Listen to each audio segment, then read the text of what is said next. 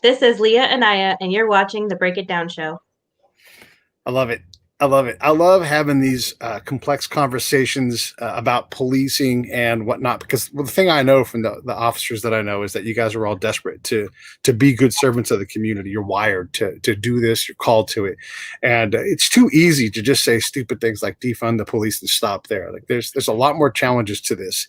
And anytime we are talking police stuff, I want to have either Fred Leland or Sid Heal on the show. And today we got Sid talking about the police problem with us, so that we can all understand like what the police are dealing with, so we can start to figure out how to help them and do our part as a community to understand and slow down a little bit before we start dismissing people and calling them, I don't know, racist, evil murderers or whatever it is that tends to be the social answer for these things. So I appreciate both of you coming on the show. I definitely want to take a moment and here's Sid's book. It's called Concepts of Nonlethal Force. And he talks in the previous episode that we had with him and Will Riley about how nonlethal force is largely the same as it was for Wyatt Earp in the late 1800s. It hasn't changed a whole lot since then. And, you know, we're not giving police necessarily all the tools they need to handle these things non-lethally. We've gotten a little better, but we need to get a lot better and give our officers a chance to survive and to be able to do their job without having to use lethal force all the time. And then Leah also has a book, and I'm going to put the links up here on the show. And if you look in the show notes on the podcast side, you'll see it there. Her book is called Policeman Daddy. It's like a kid's book focused on policing. And I thought we might start with you, Leah, describing what Policeman Daddy is, and then we'll have this more complex conversation following that. Okay. Well, I was telling my son a story one night. He was sad. He missed his dad. My husband's an officer. And after I told it to him, I was like, wait, that's kind of cute. I should write it down so I could tell it to him again. And I did. And then between my husband and my dad pushing me, I found a publisher and made it a book. And it's just a little kid who loves his policeman daddy, and he wants to see what he does. He wants to go be with him all day and be a policeman himself. No, that's adorable. And your publisher is Tactical 16. They're friends of ours at the show here. I'm not paid Tactical to say 16, this. yes. Yeah, and they're good people. Chris runs it. I'm going to put up the Tactical 16 link here as well. But these are good people. We've had a lot of their guests on because I'm always trying to support Chris and what he's doing as he supports all authors like you who are out there crushing it. So thanks to Chris, and thank you for coming on the show. And then Sid, would you break down your book for us real quick? It deals with the concepts of non-lethal force rather than the technology, and it's written peer-to-peer rather than instructor to student or mentor to protege. As such, you might find some sarcasm and some cliches and other absurdities, but it's basically designed as an exchange of information between people that actually have skin in the game. Yeah. I read a story where someone put someone who was challenging the police position on lethal force, and they put them into a simulator, and it was like a computer screen simulation kind of thing. I'm sure you guys have seen these things. And the simulation company literally went in just to make the point, and they put that person's kid's head on one of the things just to show how dangerous and how hard this work is. And that person shot their kid in the simulation, just to bring home the point. We're like, this is not easy. And Sid, your story that you told about that kid with you and your partner, you know, and it was like a Hispanic kid and he had a gun, and I mean, you were emotional. I was emotional. Will Riley, we were all emotional in the challenge of trying to keep people safe in an environment where you just don't have enough information. And as a Marine, it's not like you don't know OODA loops and how to do these things. You weren't just some rookie cop. This is an impossible situation that you were in. Can you briefly relate that story just to kind of give color to what it means to be a cop on the ground? That story has stayed with me for my entire life. It occurred about 1981. My partner and I got a shooting call, which was not unusual at the station I worked. I can remember the streets and everything as we went through this, but it was on Miramani, which was an area that was heavily infested with a Hispanic gang. As we're driving up, we're looking for a suspect that is running southbound, and we're going northbound. So we're actually looking for the suspect coming from the scene. The closer we get, the more tense it is, and we're getting updates over the radio, so we know that it's an ongoing situation. And we see a guy, that's what we first interpreted it as, in the low light. It was at dusk on the sidewalk on the east side of Miramani. My partner points to him, and he says, there he is. And he stops the car, and there's a bunch of parked cars between us. And he says, I'll go north, you go south. And so I get out of the passenger side, we're double parked, and we basically sneak up on him. In those days, we all had revolvers. And as we get there, I can see this guy with a revolver, and it was fascinating in retrospect how realistic it was. He had the cylinder open, and he was putting cartridges in the cylinder, which to me, in the context that I had, he was reloading from the shooting that had just occurred. And so I'm waiting for my partner to get into position. So I'm very quiet, but I'm watching. And as Jim McSweeney was my partner, went north, and then he cut through between the cars. He had to stay off my gun target line. And so I knew that I wasn't going to be able to see him. So I was waiting for him to yell at the guy. So time is passing and it's becoming more tense. And I'm thinking to myself, I'm safe until he closes that cylinder. And as this is going on, I'm taking in all the other factors and influences in play. And one of the things that was interesting is that we're both in full uniform, is that he's in front of a yard with a picket fence, and there's a man and woman sitting on the porch facing us. So they can see this whole thing. We're probably less than 50 feet apart. For me to him, I'm less than 25 feet apart. And so I get a sound on my radio, which basically used to just click it. And he clicks it twice, telling me he's in position.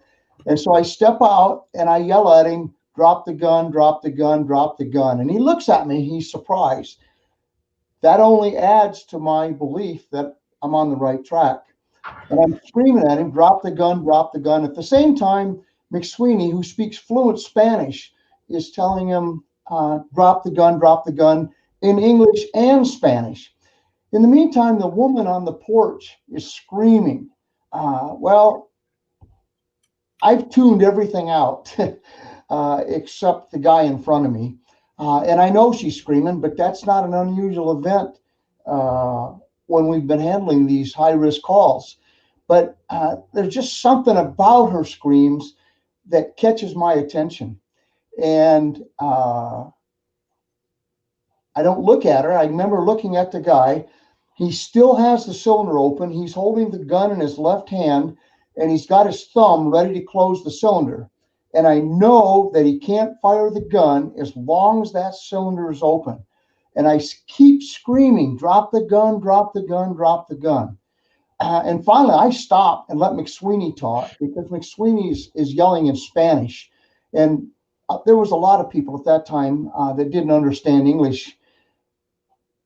But I got to tell you, I couldn't understand why he wasn't dropping the gun. In the meantime, the woman runs off the porch. There was no rail. She runs across the yard towards us. That was unusual. And that was the first event that challenged my conclusions. And I don't know what's going on, but I start thinking it's not what I originally thought. It's nothing I could have articulated. But I get a good sight picture, and I can remember there's two trigger pulls on a revolver. I can remember taking the slack up on the first part, which rotates my cylinder, screaming at him, drop the gun again. And he looks at me surprised. Then he looks back at McSweeney, and I step out so that he can see I'm a policeman. And the father, turns out it was the mother and the father of this guy. Father comes out and he's screaming in Spanish. So now I really believe that he doesn't speak English. In any event, he drops the gun, and it's plastic. And what he had was one of those old cap pistols where you peeled the tops off and you stick them on the flint blade cartridges, and then they look like real cylinders. I mean, real bullets, and they make popping sounds, and he closes the cylinder. I mean, it functions very similar to the actual one. But I remember going up there and picking up the gun and think, I almost killed this guy. And turns out he's 12 years old. At that time, that was the first time I even recognized his age, how young he looks. Young now, but at the time, the only thing I was concentrating on was that gun. In any event, his mother's bawling. His mother's bawling, and the father's crying. And so we pick up the gun, and I can't believe how realistic it was and how close we came to shooting this guy. And McSweeney couldn't see his hands. So if I would have shot, McSweeney would have shot to save me, because I stepped right out in front of him so that he could see I was a police officer. Anyway, I'll shorten this up. We took the gun. We explained that there's no way that we were going to give this gun back. And the mother gives it to us, and we take it back, and we come in, and we actually, to be honest with you, we abandoned the original shooting call. We had units coming in from all over. They went up and handled the call. We told them we thought we had the shooter, and so we had originally put it out. In any event, we went back, and the sergeant had been in law enforcement for decades, longer than either one of us. And this was a real rough area anyway. But I remember he took one look at us and had us tell him the story. And it was like telling it right now. I mean, this has been 40 or 50 years for me, and I can't tell this story without choking up, realizing how close I was to killing this guy. And he pulled us both out of the field and reassigned all our calls. We sat in the briefing room for about a half hour until we begged him. We couldn't stay in the briefing room. We were just replaying it over in our minds. But it was a game changer for me. I don't know how I would have lived with it. I'd already been to Vietnam by that time. I'd already been in situations like that where I did kill people. And it really became the driving force for me to find some other way. I'd like to say that after all these years, I have a better solution, but I got to tell you, that situation has replayed itself in my mind over and over and over again. And to this day, I can't tell that story without choking up. I have been involved in a lot of situations where we had mandatory psychological debriefings. And one of the department psychologists told me one time that I can't tell a story without reliving it. She said, I'd be a terrible liar because I can't tell it without actually being there again. But I got to tell you, if there was a way to do this and make it as meaningful, if I could forget some things, I would forget, but I have never forgotten. It was one of those things that Steve Imes would call lawful but awful. Everything that I was using to make a decision was lawful, and it made sense, and they actually fit together as far as putting this situation together, and it was completely wrong. Yeah. Well, thanks for telling that story. I know it's heavy for you, but I want to start there because it reveals one, I mean, obviously you're still impacted by this thing, this decision. And then two, I don't know if you guys ever actually, if he was the shooter that was reported or if it was somebody else, but it doesn't matter for you when you go in there, because the only thing you know is that this guy has a gun and there's a shooter. We know. And when we see yeah. The investigation continued. That was a heavy call. And so they had like 3 or 4 more units backing us up. And when we got tied up and put it out that we had the shooter, they started converging on us. And then McSweeney ran back and got on the radio and rerouted them. But I'll just tell you, this kid was as pure as the driven snow. He had been playing with his neighbors, and they had all gotten toy guns. It was just the wrong place and the wrong time with the wrong circumstances. It had been one of those things that I would have been cleared, to be honest with you. Yeah. There's no way a jury wouldn't look at it the same way. But personally, I would not have been able to live with it. I think that probably would have been a very quick ending to a very short career in law enforcement. But it became a driving force for everything else I wanted to find out. Yeah. My brother was a Marine and had a similar kind of conversion. He was an armorer, and it was on the back, on top of an Amtrak, because someone had a jammed Mark 19, which for the audience is a fully auto grenade launcher. And a grenade had lodged itself in the barrel. And so there's nothing more dangerous, especially if this is a newer weapon at this time. And there had been several incidents of this, and they basically all ended in catastrophic death for the people around the thing.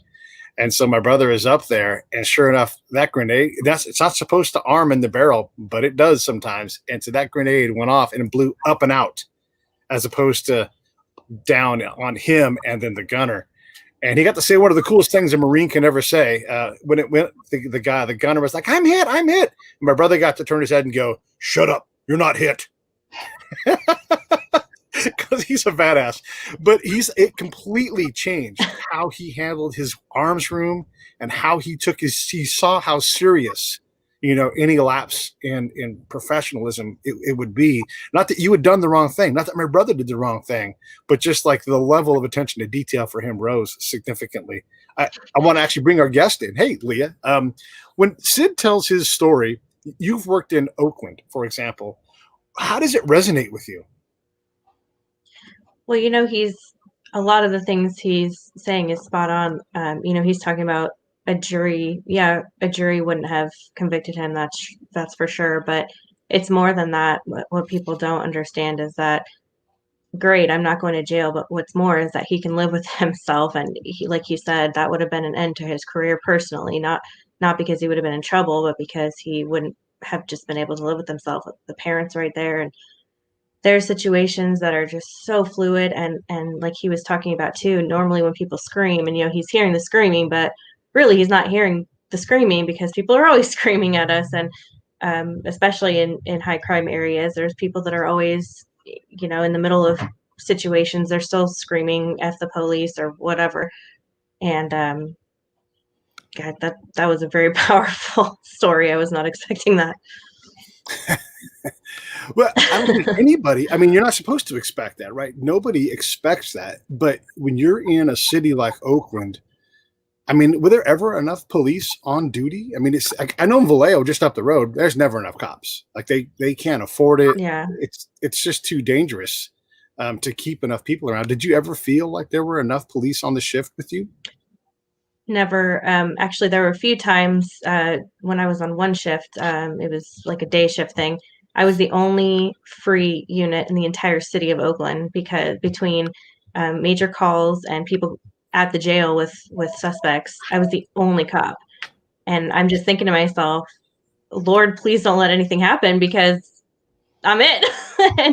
My dad worked there 21, 22 years too. And he told me the same thing. He's like, nothing's changed. There was still times when I was the only unit in the entire city too. And, interestingly, they thought that it was a good idea to do layoffs, and they laid off 80 people plus 20 in the academy. in 2010. And, of course it was political and there was no money in the budget, but then 6 months later, they're calling us to come back. And I'm just thinking these poor people in Oakland that are just left hang out to dry because there's no one there to protect them. Yeah. My buddy Tom is chiming in. He lives in Vallejo. 7 cops on duty in Vallejo in a shift, and there's 120,000 people there, and there's a pretty good violence problem there.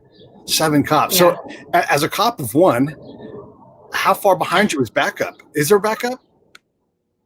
Well, I mean, they were there, but some of them probably couldn't even hear me because they were in the jail.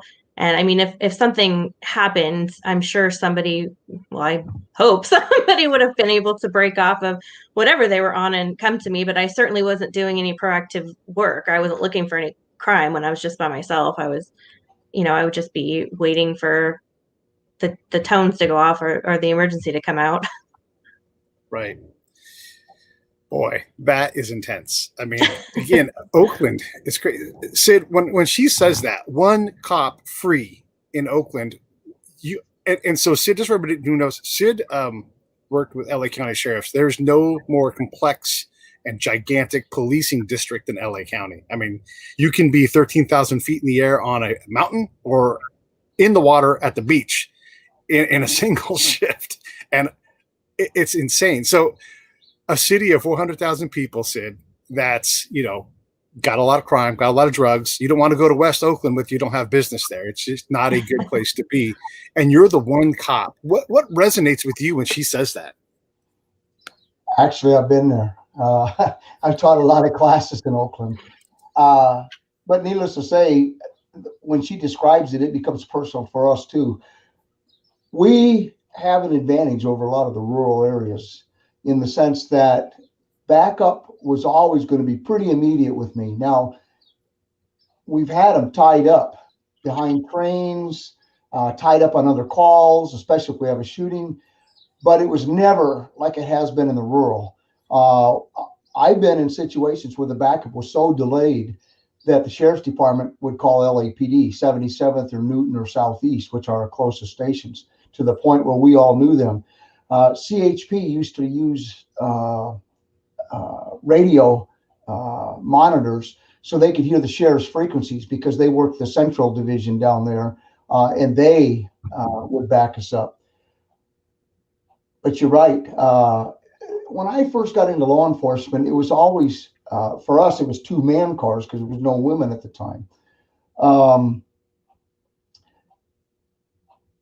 And I never really worked a 1-person car for a long, long time, years, because it was just too dangerous. And then exactly what she's describing, when the budget got tight, they had to tighten up something. And one of the ways it made sense on paper was to distribute your forces farther apart by putting them in 1-person cars.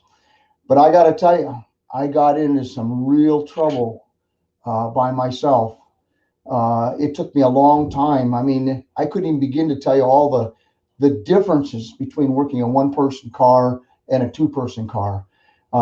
What I stopped, where I stopped it, what I was looking for, where I went on patrol, even to where I put, in those days, we didn't have handhelds, where I put the microphone.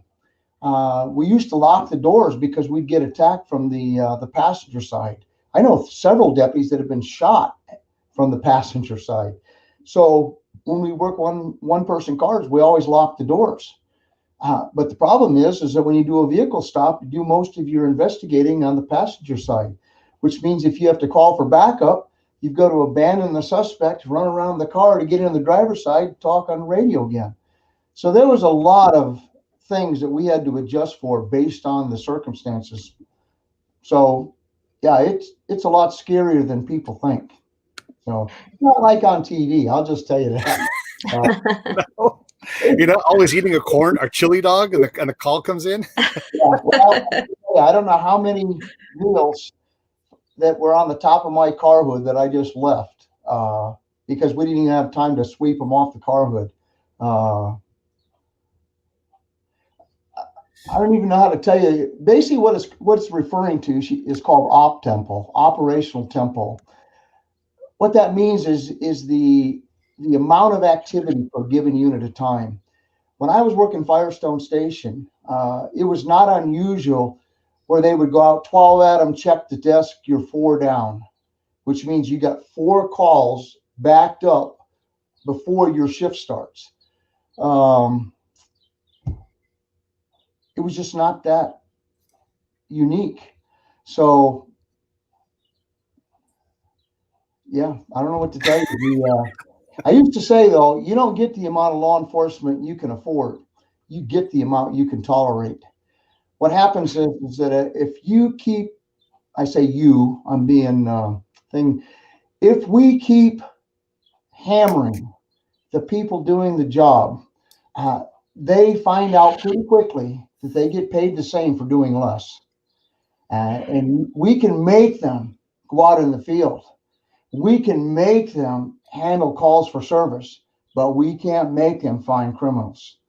And that was a huge thing when I was down there, was the difference what we called an electronic cop and a street cop.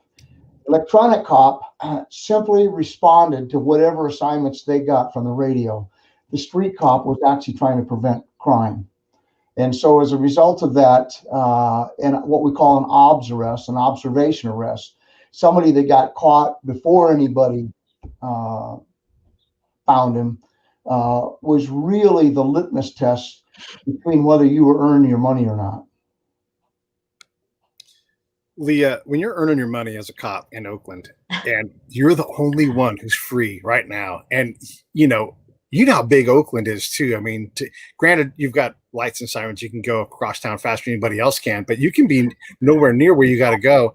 And then let's say you go somewhere and then you have to arrest somebody. Now there's no cops on the street.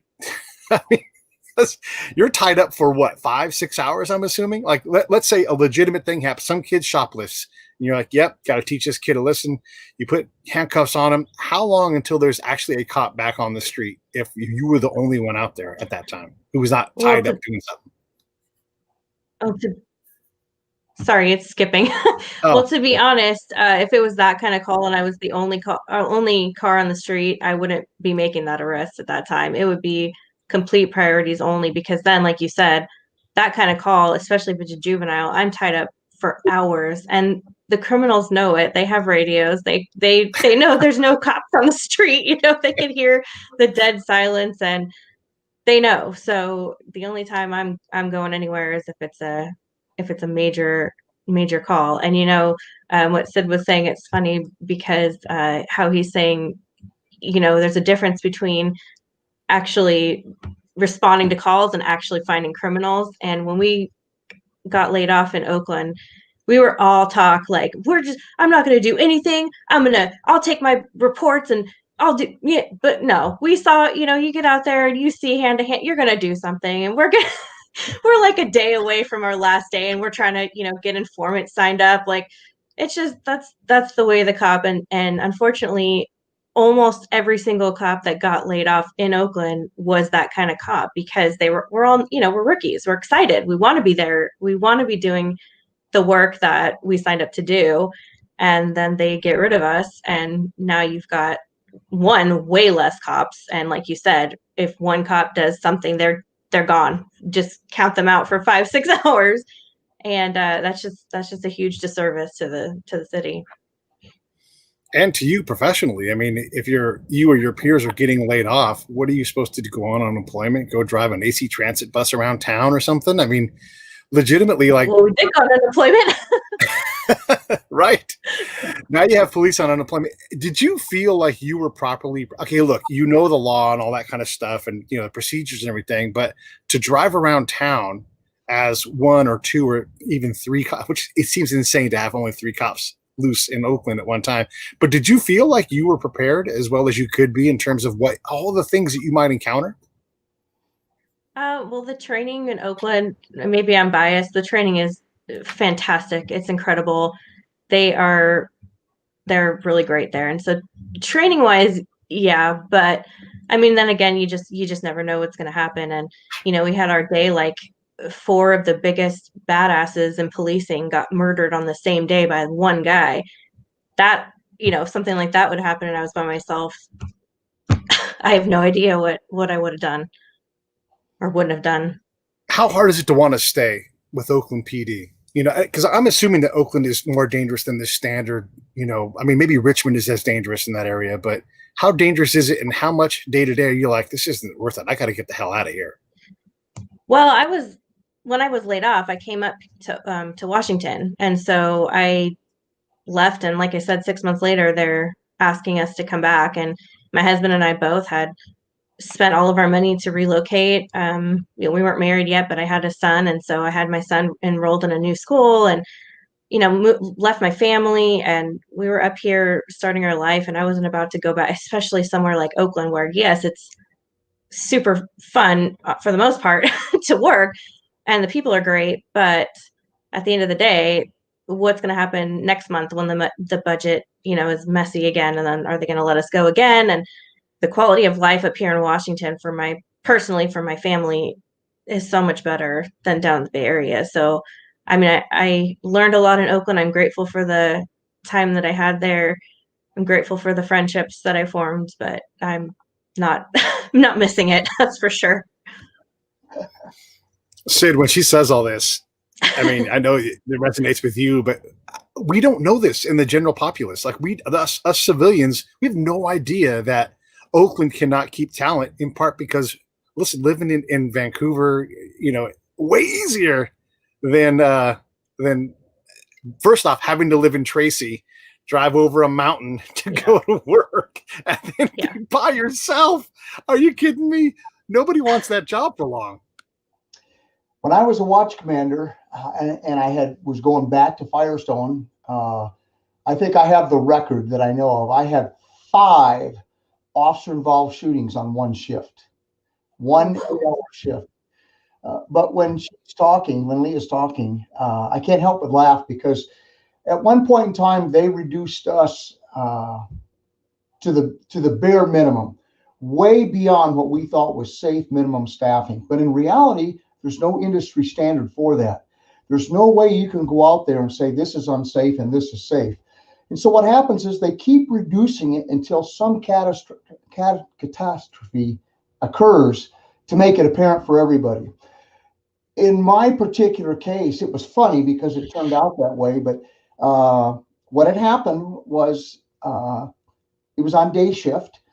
And to save money, everybody that had a subpoena came to work, and then they were in court. And so what happened was we get a burglary in progress call, and my partner and I, a 2-man car, get the call, and there's no backup. And usually you'd get 459 now, 12 Adam handle, 11 boy assist, attention 10 Sam, which would tell you that the field sergeant knows you have the handle and here's your backup unit. But it just comes out, whatever call we were, whatever radio call we had. But I'll just use 12 Adam because I worked it for so many years. But 12 Adam handle 459.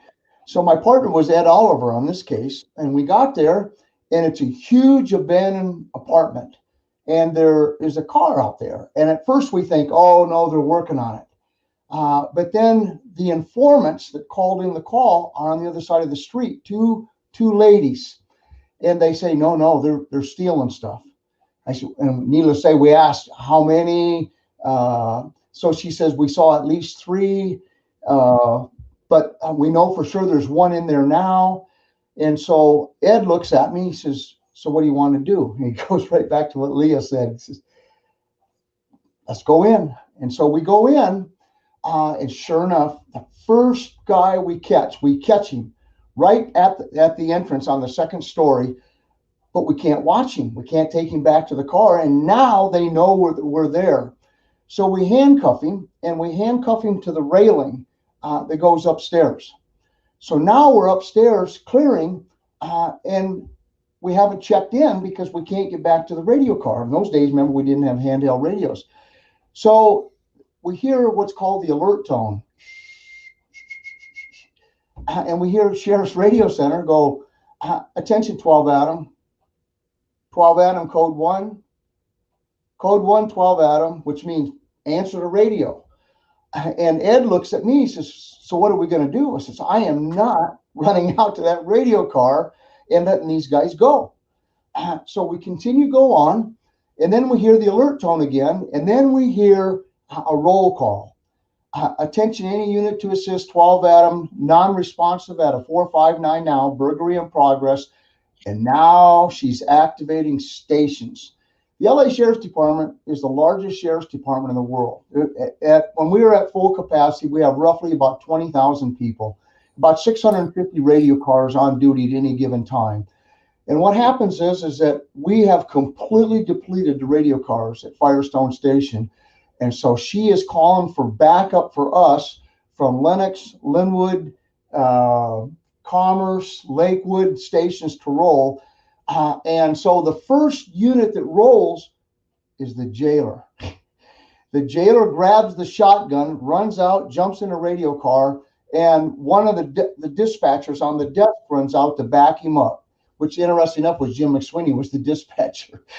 And he's got a 2-inch because they're both working desk duties. The other guy doesn't have, just Dave Formansky, big guy, has a shotgun.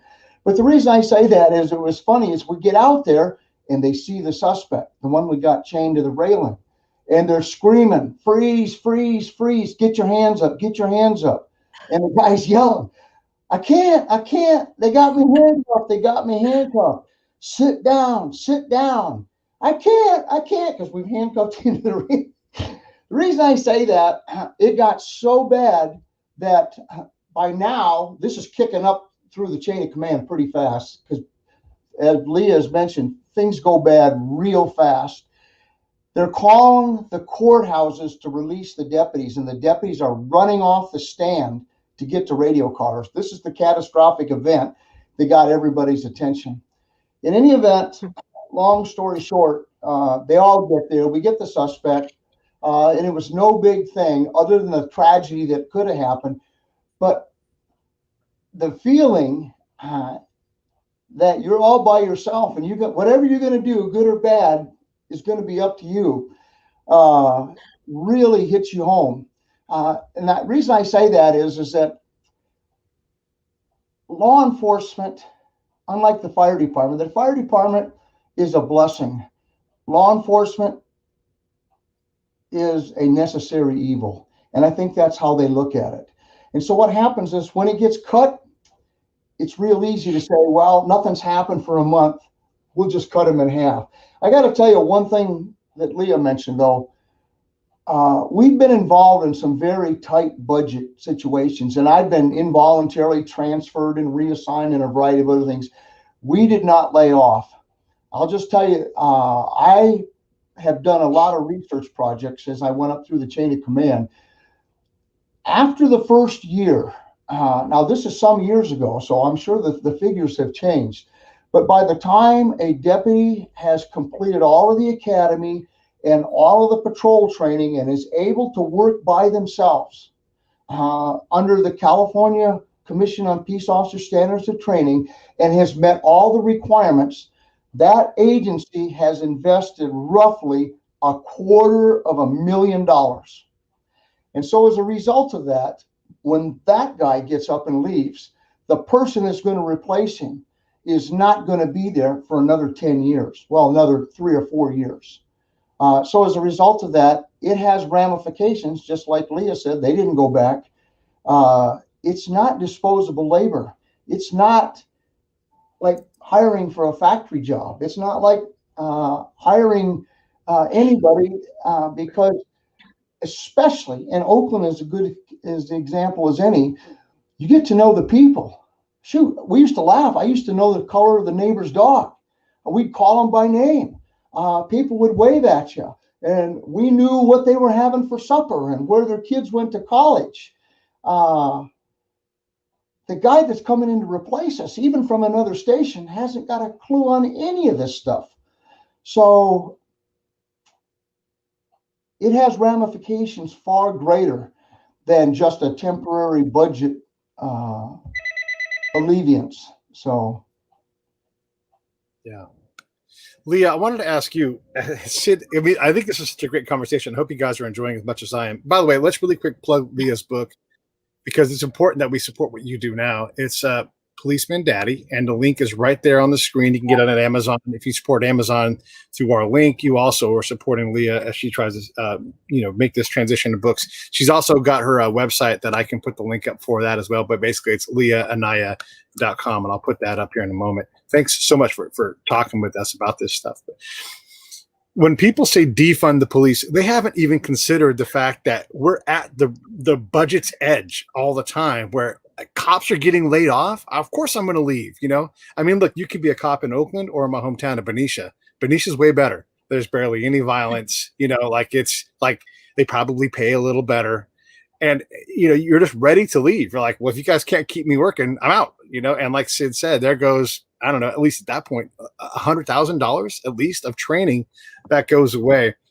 So, but it is fair to say, are we asking the police to do too much? Could in Oakland, like if I was to say, hey, Leah, now we're going to deploy the social worker because this is a social worker call. Is that a viable approach? How you see it in terms of you go to respond, you've got this decision tree with a zillion branches like, oh, this is domestic. Oh my God. Okay. Sorting all these things out. Could someone who doesn't have a badge and credential and gun go reliably do this work in the time it takes to respond to these calls? Well, that is a loaded question because sure, maybe it comes out, as one thing and you get there and it's something completely different. We just don't know. That's why, I mean, nothing against firefighters, but that's why they stage. That's why they don't go into certain calls until they know it's safe. And likewise, social workers, I know up here in Washington, some of them I became good friends with, and they had to go in without police. It was CPS or something, and they had to go in without police, and they hated it. And if it got to the certain point where they're just like, I need police, then they back up and call us. But why risk that? What like Sid was saying, why wait for that catastrophic event when someone gets hurt or worse? Because people want to scream defund the police because they don't even understand what they're saying. And I'm not knocking social workers. I think they're fantastic. I think that if we could find a way to integrate them into showing up with us, or be like firefighters staging somewhere so that they can come in when we deem it safe for them to do so, that's fantastic. But on their own, I wouldn't want to send my child into something like that. If my kid was a social worker, I wouldn't want to do that. Yeah. Sid, what are your thoughts on that, on this defund thing? I mean, I'm trying to be, I want to figure it out too, right, as much as anybody else, but it sounds like we have trouble finding the right amount of money. And then also, can you talk to this conversation about, hey, we're not putting a bunch of cops in Malibu. They all go to Hawaiian Gardens or, Cudahy or somewhere like that and you guys would say that's where the crime is. But, it's not a good look from the outside when it's like, yeah, you put all the cops in the areas where the Mexicans are or the blacks are, whatever it is. So can you talk to both of those aspects? Oh, yeah.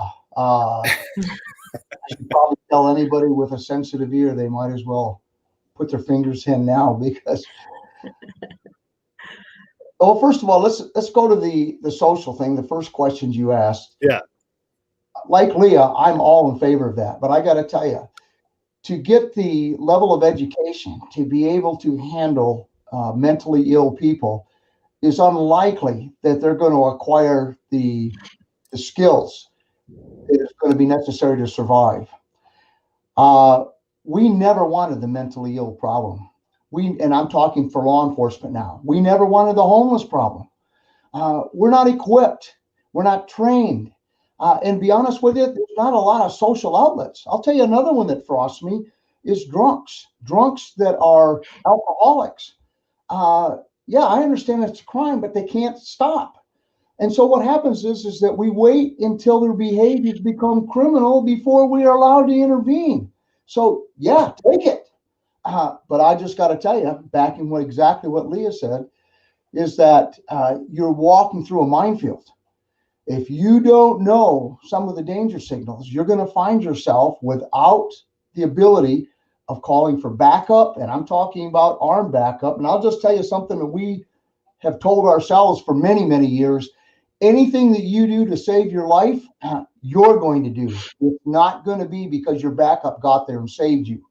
So I call it the great social experiment, for the simple reason it's going to irrefutably establish that law enforcement is far more complex than you can learn by watching TV.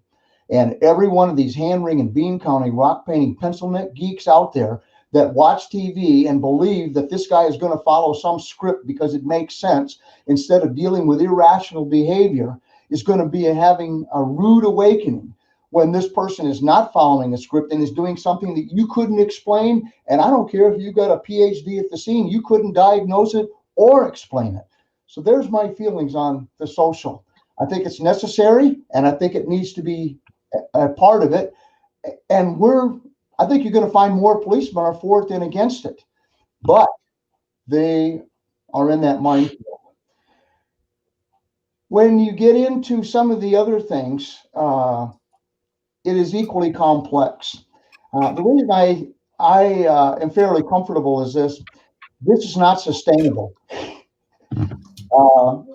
We got ourselves into this. I say we, as an American voters, for those that are going to allow the radical extremists, activists, and militants to speak on their behalf, are going to get the government that they have invested in. And so as a result of that, there's nobody that's going to be able to get out of it except the voters. One of the things that people forget is that law enforcement is a public servant. We expect to get our guidance on the community priorities and the community needs from the politicians. They're the elected officials. And so it's really not controversial for us to switch direction. We'll just tell you that it's going to be harder. And I'll just tell you that I'm not giving up my life for this. And I won't let any of the people that work for me give up their life for this. If you don't like the non-lethal weapon, well, guess what? We don't either. We've been one of the biggest complaints. And so as a result of that, if you don't like the fact that you're getting hit with an impact munition that is designed to create pain and uses trauma to create it, well, guess what? We've been saying this for 20 years and nobody listens. So yeah, spend some money on it and go out there and look for this stuff. And if you've got a better way, hey, we've been looking for it too. So just tell us. But to be honest with you, changing the direction without having a better idea is not solving anybody's problem. It's whining. What about this concept of there's too many cops in Cudahy versus Malibu? That is, if you want to go back and put the racial overtones in it that you added, we go where the crime is. We're going to get a complaint. We got too many cops in Malibu where the rich people are, and all the crime is going on in Cudahy. So that's one example right there. But basically, there's two types. I guess I should explain a little bit. There's a difference between a sheriff and a police chief. A police chief works directly for the city. He serves at their pleasure. The sheriff is an elected official. They have an independent base. And as a result of that, we have to service people, and I'm talking about the communities, that are not represented by themselves. They're represented as part of the county, unincorporated areas. A lot of people don't know that LA County is the largest county by population in the United States. Population-wise, it's larger than all but 8 states. But 51% of LA County is considered rural because of all the mountains and the deserts. So what about the people that are living out there? Do they have a right to equal protection under the law? Well, the answer is yes. It's been established by the Supreme Court. And so as a result of that, the way that we're deployed is designed to reduce crime to the maximum amount. And as a result of that, there's always going to be compromises. And that's one of the reasons that we were always in a constant state of review and a continual state of revision, where we would beef up one place. And be honest with you, yeah, we're robbing Peter to pay Paul. We don't have enough to go around. And so what do you expect? So just so you know, I believe at the last time when I was there was 21 to 23 patrol stations for LA Sheriff's Department. Each patrol station is the functional equivalent of a police department. It's run by a captain who is the functional equivalent of a police chief. Some of those are contract cities, which means that the cities have paid the county for the law enforcement agency. They own those, just like a municipal agency like Oakland owns their cars. And they only leave that city when they're required, just like mutual aid for any place else. The unincorporated areas that have stations are dealing directly with the crime in that area. And as a result of it, the sheriff has a lot more leeway on that. But we have to turn in the exact amount of minutes that we're charging the city. It'd be a theft of taxpayer money if we didn't give them the law enforcement that they're paying for. So if you're looking at Malibu, that's a contract city. There's 88 cities in LA County. Everybody thinks LA City, but they're only one. They're just as big as we are, though. And so as a result of that, if you're looking at Temple Station, Lakewood Station, East Los Angeles, South Los Angeles, Century Station, they are becoming more and more regional now. And that gives us a lot more leeway on how we can apply additional law enforcement. But if you've got a problem like drugs, gangs, vandalism, traffic, that's coming too. But it's coming from places that are also having problems with that. So it's a constant state of shuffle. It also includes homicide, SWAT, K-9, Aero Bureau. That's one of the reasons that it tends to be more cost effective, because of volume and scale. But there's no simple answer. There's no algorithm I can give you. Well, 2.2 per thousand is going to result in this. It doesn't work like that. It's really more of interpretations and probabilities that we're using to design the amount of law enforcement that is going to have an impact on your particular problem. But I'll just tell you, the biggest complaint, and it's legit, is we're going to stop people that are up to no problem. Most of the time, we can say goodbye. Sorry we stopped you. But some people see it as a personal vendetta. That was never our intention, but we don't have the ability of determining who's up to no good and who's not. And so as a result of that, we get in situations where everything is lining up and we come to a different conclusion. Boy, if I could just emphasize one thing to any of the citizens that are listening to this, that you'd be amazed at how fast we can reach a conclusion with honest, candid answers. When you start shucking and jiving and telling us that you have this right or you have that right, and you don't have to show us your driver's license and you don't have to tell us anything, you have no idea how that starts fitting into an evil scheme that we are already working on. In some cases, we're reluctant to give you the background because we don't want to give you the answers that it's going to prep yours. So just some simple, candid answers. And many times we can shake your hand and say, sorry, we stopped you. I want to point out how complex policing is, especially being in the sheriff's department. And I'm sure you saw this story yesterday. I think it was yesterday, maybe it was Saturday. But in Orange County, where I live, a mountain lion had come down from the hills. And that meant that for hours on station is a helicopter. And there must have been, and Sid, this won't surprise you at all. I saw, and I barely watched the news at all that day, I saw 20 cops. And that means there's got to be more involved in the area, because you're literally trying to herd a cat in a neighborhood. And so what does that cost? And you think about how much that is. And you can't, we love that mountain lion. We want it to go to a safe spot. If it can't live where it's at because it's been chased out by other cats, great. It's got to now be transferred in a sheriff van, like tranquilized, lassoed. I mean, that's got to be $1 million endeavor right there. And that took a lot of resources for those hours that it took to get that cat off the streets. And you can't have that cat go tear somebody's baby apart or whatever. So talk a little bit, and I want to have Leah's response too to those kind of things, because crazy things happen in Oakland all the time. Florida, man, got nothing on Oakland, man. But talk a little bit about what that looks like from a sheriff's point of view, trying to herd an actual cat or whatever it is for LA. Believe it or not, that is not an isolated incident.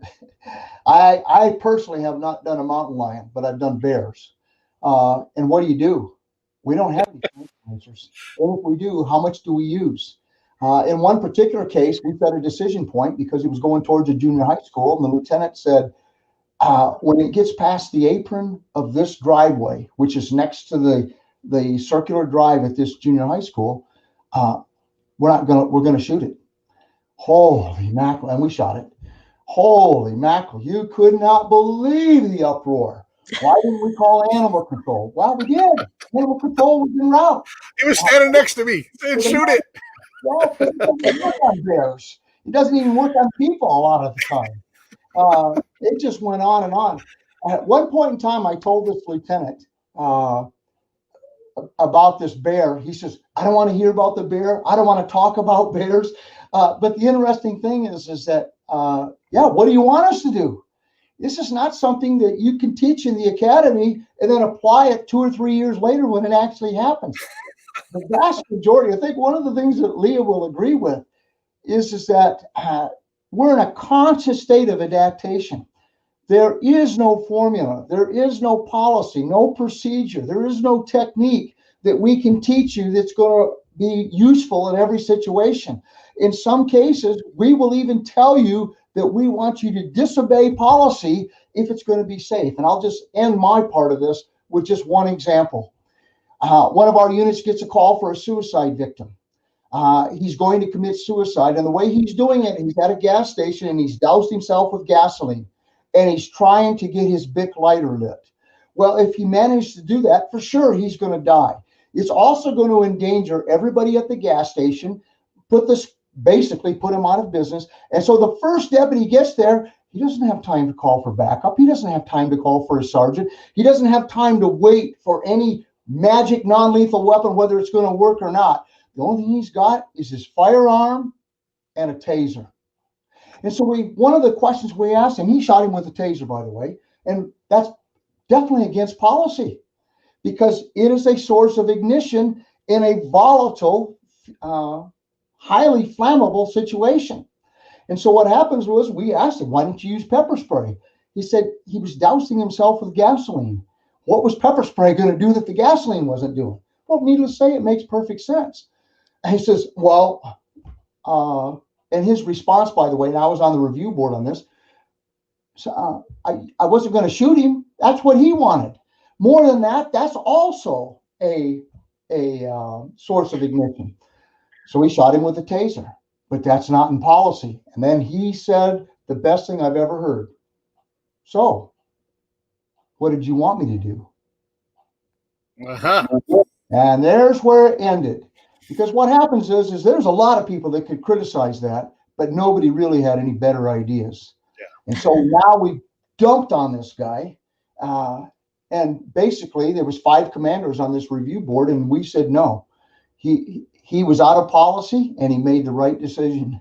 So, but it was could have been very tragic. So he saved him, but I'll just tell you, we'd have been sued, we'd have been unlawful death had it caught on fire. And it's very, very possible to catch on fire. So Leah, what do you think? You hear all this crazy stuff and the allocation of resources, and let's not forget too, there's 911 people that are trying to vector in the right resource, so that does happen. There is a sorting process, but usually the right answer is to send Leah.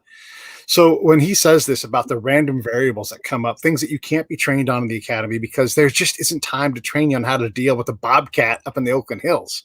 What comes to mind? Well, what Sid said earlier when he was talking about, hey, we never wanted, mentally ill people. We never wanted these drunk people problems. Take them. That is 100% what we've been up here in Washington anyway, with the FOP, we've been talking about trying to get people to understand is that we are the catch-all. We don't know what to do, so let's call the police. This car is parked wrong. Let's call the police. There's a loose deer let's call the police. My kid is acting up. He's 9. Let's call the police. We're everything. We're expected to do everything, and we have 6 months of training. It's just impossible, literally impossible to train on every situation that could come up, especially with how dynamic everything is. And so, people, I think the normal common sense people who are talking about defund the police, I think what they would really want would be more training, which guess what? We also want more training. We also, think that if we had more training, we could be more effective. And it's not a bad thing to ask for more training, but defunding, taking money away from police departments, taking officers away and resources away, that's not the way to do it. I agree. And this budgeting problem, when we talk about, the answer isn't always more training either, because no one's in line saying, I want to pay 50% more tax towards police because, as you know, Leah, like, it's dangerous, hard work. And if look, it's great that Andrew Yang says all cops should have a purple belt in jiu-jitsu. That's expensive. That's going to break somebody's, a certain number of cops are going to be irreparably broken from that. You'll have to pay for them to be retired. Policing in general is dangerous. I mean, it's just, as soon as you say more training, you're just saying we want to spend more money. And then if you had a purple belt in jiu-jitsu and a BA or a BS degree, because that's what it takes to get a job, and then your department lays you off because they can't afford you, you're going to be gone.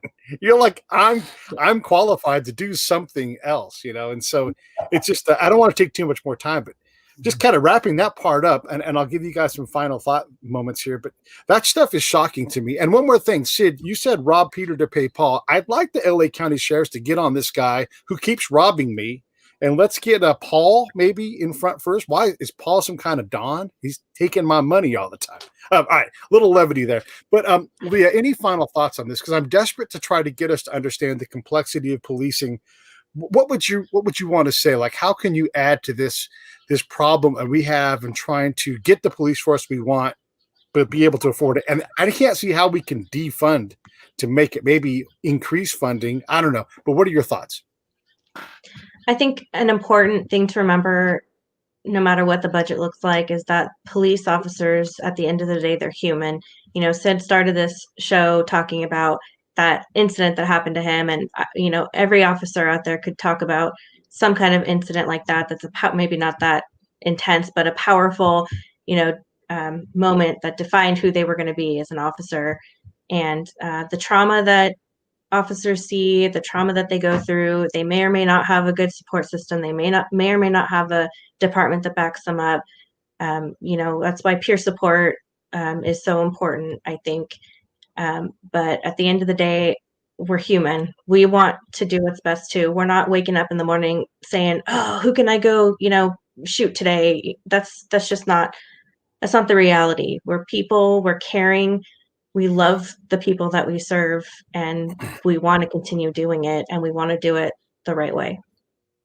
Make sure, if you guys want to get a great kids book for explaining policing for your kid, you can get Policeman Daddy. There's the link right there on Amazon. Look on the show notes if you're on the podcast side, and support Leah's work in general. Support Tactical 16 because they go out and they get great people like Leah to write books and support their dreams. So tactical16.com, tons of great books there, including Andrew Oak, who's the First Ladies Man. All of that stuff is great. Sid, I'm going to let you have the last word. Everybody should get Sid's book, Concept of Nonlethal Force, Understanding the Force, from shouting to shooting, and Amazon. All right, Sid, wrap us up. I would leave with the fact that law enforcement is part of a system, criminal justice system. And what happens is when you tamper with one part of the system, it affects the other parts of the system. And I'll give you some examples. You can defund law enforcement. You can do whatever you want. We're willing. Matter of fact, we're looking for guidance, but you really need a plan. The fact is that if you're just out punishing police, it's going to have an effect, and immediately it's going to have an effect on the potential victims, as we've seen the crime rates rise. One of the other things that has really frosted me recently is district attorneys taking it upon themselves to arbitrarily dismiss cases for what they would consider minor crimes. And they have removed one of the best tools we have for the simple reason is that now we don't even have the ability to use a credible threat. And so as a result of that, it creates a competing interest that sucks off resources so that we can't focus on the bigger problems. And this is particularly the case in riots. The other thing is, too, is that those laws were passed by a legislature that represented the voters. And so as a reason, whether you agree with them or not, and I'll just tell you in LA right now, we're terrified. A lot of us are of this, and I'll just tell you, Gascon. This guy couldn't find a giraffe in a flock of sheep. How in the world he got into this position, I don't know. But I'll just tell you right now, unless this gets fixed, you're going to see a catastrophic series of events right here locally. But the bottom line is that we're in this together. The police, the district attorney's office, the courts, and the community. Changing one is going to have an effect on the others. If you do want some solutions, what I would recommend is get some policemen involved in the problem solving. There's a lot of things that you're complaining about that we also complain about.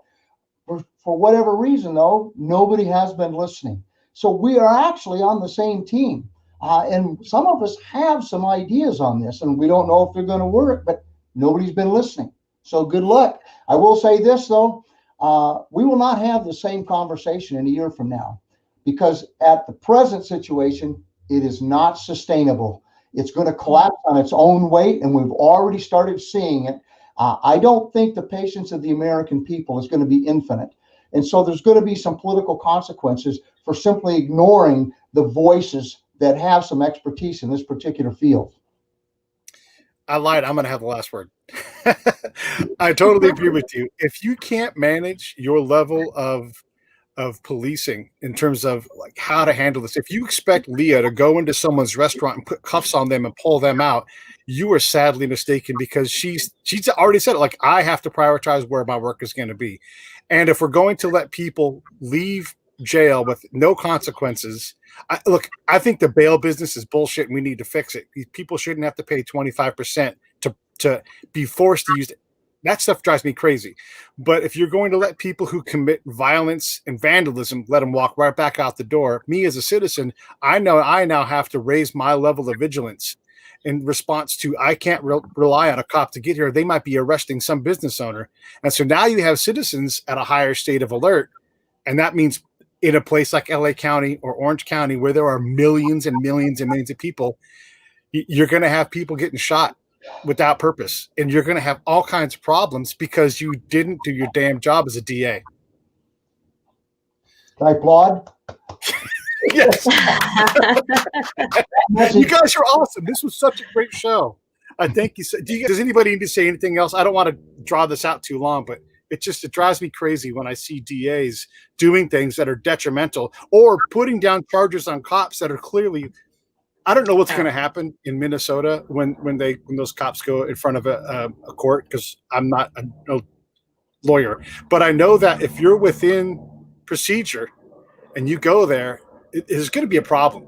There's going to be a problem because these guys aren't all going to go to jail for the rest of their life, because that's just not how this works. No. And it's not going to be what people expect. I don't know what's going to happen, but yeah. Anyhow. Well, even like Chesa Bowden, who seems to, sorry, it cut out again. So I think I talked over you. I'm sorry. No, you didn't. You're fine. Go ahead and go.